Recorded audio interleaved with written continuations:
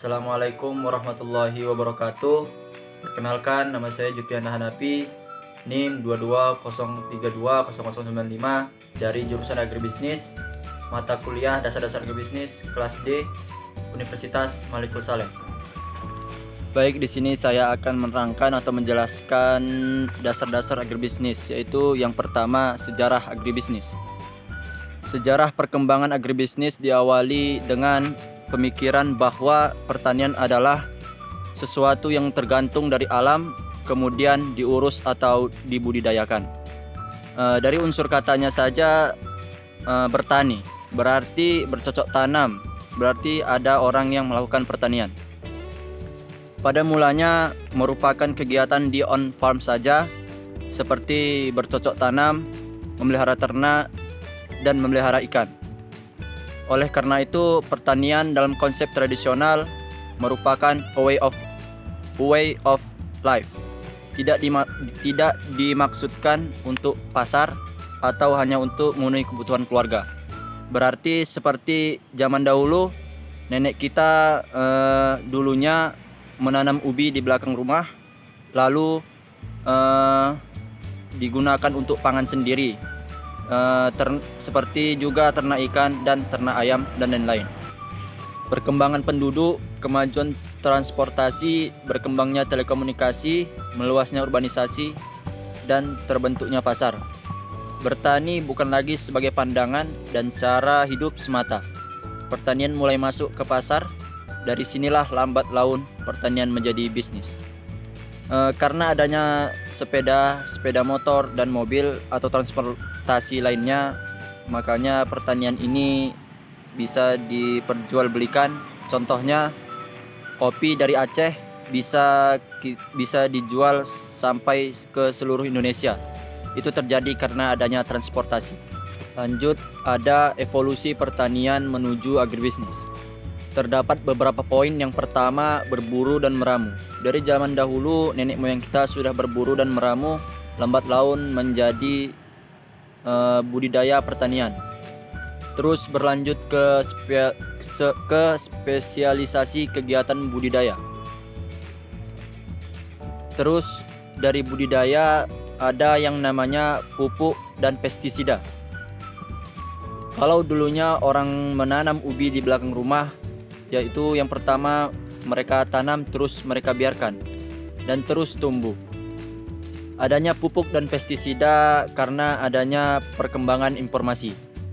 Lanjut ke pengadaan saprodi oleh industri, yaitu pengelolaan lebih lanjut, dan muncullah yang terakhir, teknologi pengelolaan hasil. Dulu itu sawit masih diperas menggunakan kayu kalau tidak salah, tetapi lambat laun adanya mesin kelapa sawit. Itu sawit direbus, diperas, dan disaring. Kemudian konsep agribisnis. Konsep agribisnis ada 3.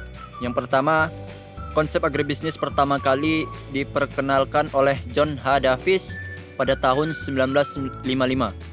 Dalam suatu makalah yang disampaikan pada Boston Conference of Distribution di Amerika Serikat.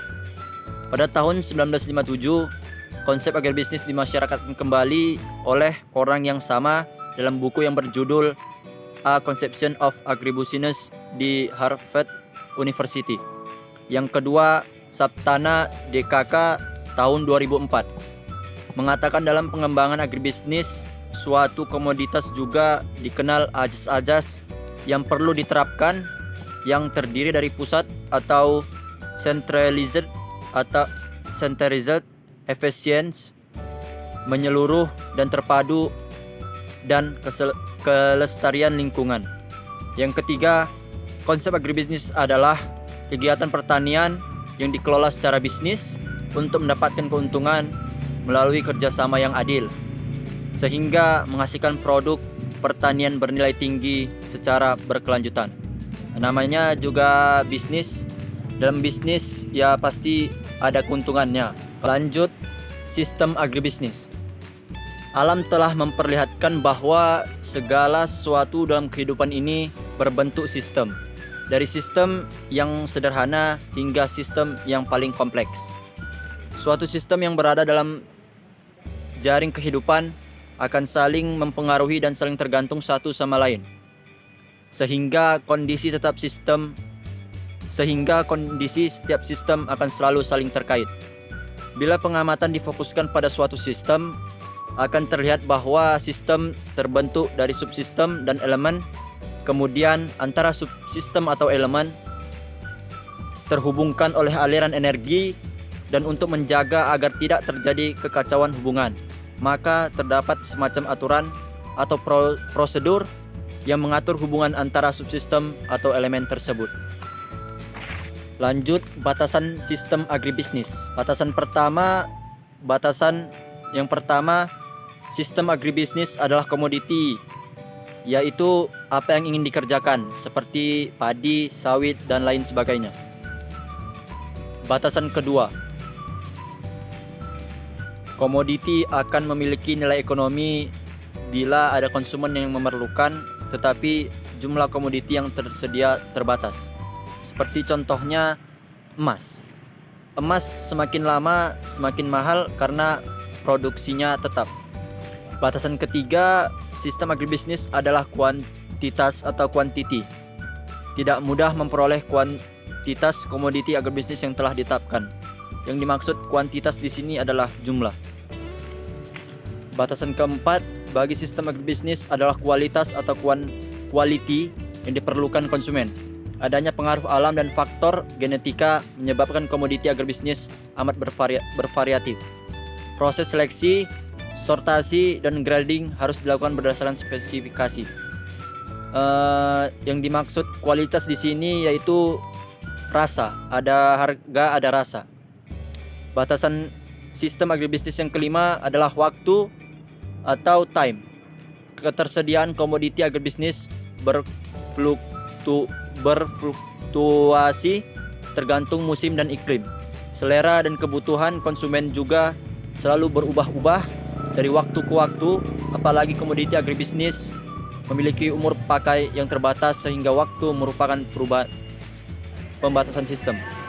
Batasan ini sesuai dengan pendapat para ahli agribisnis yang menyatakan bahwa pengembangan agribisnis harus berpedoman pada 4 tepat, yaitu tepat tempat, tepat jumlah, tepat kualitas, dan tepat waktu. Pedoman 4 tepat ini perlu dilengkapi dengan satu pedoman tambahannya, yaitu tepat komoditi, sehingga menjadi 5 tepat karena komoditi agribisnis amat bervariasi sehingga perlu spesifikasi komoditi yang jelas untuk memenuhi kebutuhan konsumen. Sistem agribisnis berarti kesatuan dari semua unsur atau komponen yang terkait yang bekerja sama-sama sesuai fungsinya untuk menghasilkan produk pertanian bernilai tinggi dan sampai kepada konsumen sesuai kebutuhan, serta dapat memberikan keuntungan bagi sektor pertanian. Kunci keberhasilan sistem agribisnis apabila yang pertama terjadi kerjasama seimbang, kedua produk pertanian bernilai tambah, ketiga pertanian berkelanjutan, dan yang keempat ada perolehan keuntungan yang adil.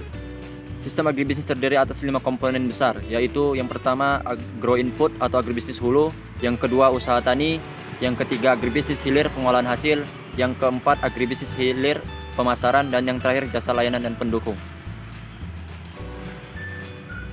Lanjut, pengertian agribisnis sebagai suatu sistem menurut para ahli. Agribisnis adalah suatu kesatuan kegiatan usaha yang meliputi salah satu atau keseluruhan dari mata rantai produksi, pengolahan hasil, dan pemasaran yang ada hubungannya dengan pertanian. Dalam arti luas, pertanian dalam arti luas adalah kegiatan usaha yang menunjang kegiatan pertanian dan kegiatan usaha yang ditunjang oleh kegiatan pertanian. Agribisnis sebagai suatu sistem merupakan seperangkat unsur yang secara teratur saling berkaitan sehingga membentuk suatu totalitas. Di sini dapat diartikan bahwa agribisnis terdiri dari berbagai subsistem yang tergabung dalam rangkaian interaksi dan interdependensi secara reguler serta terorganisir sebagai suatu totalitas. Dengan definisi tersebut, dapat diturunkan ruang lingkup agribisnis yang mencakup semua kegiatan pertanian yang dimulai dengan pengadaan, penyaluran sarana produksi usaha tani, dan pemasaran, produk usaha tani ataupun olahannya. Ketiga kegiatan ini mempunyai hubungan yang sangat erat sehingga gangguan pada salah satu kegiatan akan berpengaruh terhadap kelancaran seluruh kegiatan dalam bisnis. Karenanya agribisnis digambarkan sebagai satu sistem yang terdiri dari 3 subsistem. Lanjut, sistem agribisnis. Sistem agribisnis ini yang pertama ada agribisnis hulu, terdiri dari industri pupuk, industri mesin pertanian, industri alat pertanian, industri benih, industri pestisida, dan lain-lain. Kemudian dari sini terjadilah budidaya, yang terdiri dari usaha tani, perkebunan rakyat, perkebunan besar milik swasta, dan PTP. Kemudian dari sini terjadilah agribisnis hilir, yang terdiri dari tengkulak, penggilingan padi, industri tepung, industri minyak goreng, pedagang besar, industri makanan, pengecer, dan lain-lain. Semua ini dihandle dan dibantu oleh lembaga keuangan seperti bank, asuransi, lembaga penelitian, balai pertanian, lembaga penyuluhan. Kemudian ada gambaran agribisnis dan lembaga penunjangnya. Yang pertama, pengadaan dan penyaluran sarana produksi, lanjut ke usaha tani, terus ke pemasaran, lebih ke konsumen. Semua ini juga ditunjang oleh lembaga seperti bank, lembaga penelitian, penyuluhan, angkutan, pasar, peraturan pemerintah, dan lain-lain. Subsistem agribisnis. Subsistem pengadaan dan penyaluran sarana produksi. Sarana produksi pertanian antara lain terdiri dari benih, bibit, makanan ternak, pupuk, obat pemberantas hama dan penyakit, lembaga kredit, bahan bakar.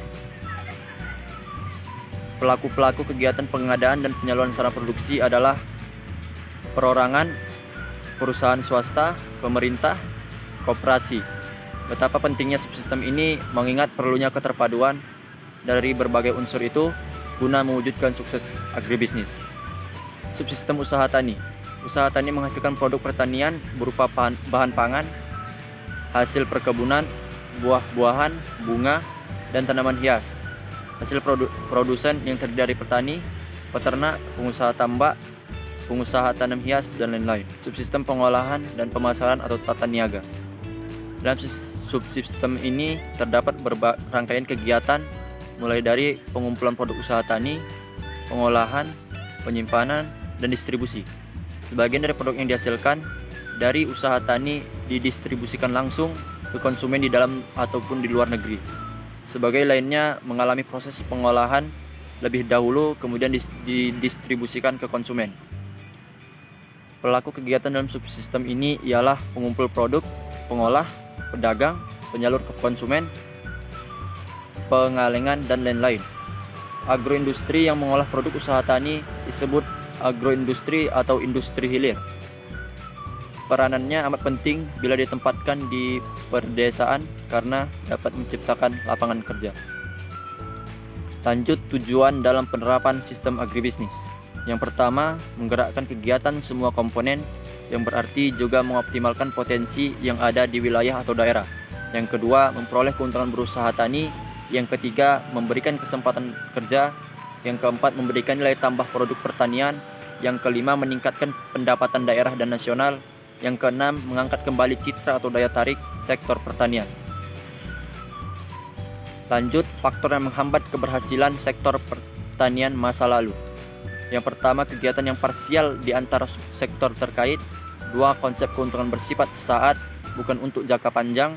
3, pendekatan pembangunan pertanian yang bersifat terpusat sehingga kebutuhan masyarakat setempat kurang terakomodasi. Yang keempat, kurang mengakomodasi karakteristik petani yang beragam. Lanjut, pendekatan agribisnis. Pendekatan agribisnis adalah pendekatan yang mengkonsumsi bahwa aktivitas pertanian adalah sebuah sistem yang di dalamnya bekerja dan berinteraksi sejumlah komponen atau Salman 2001.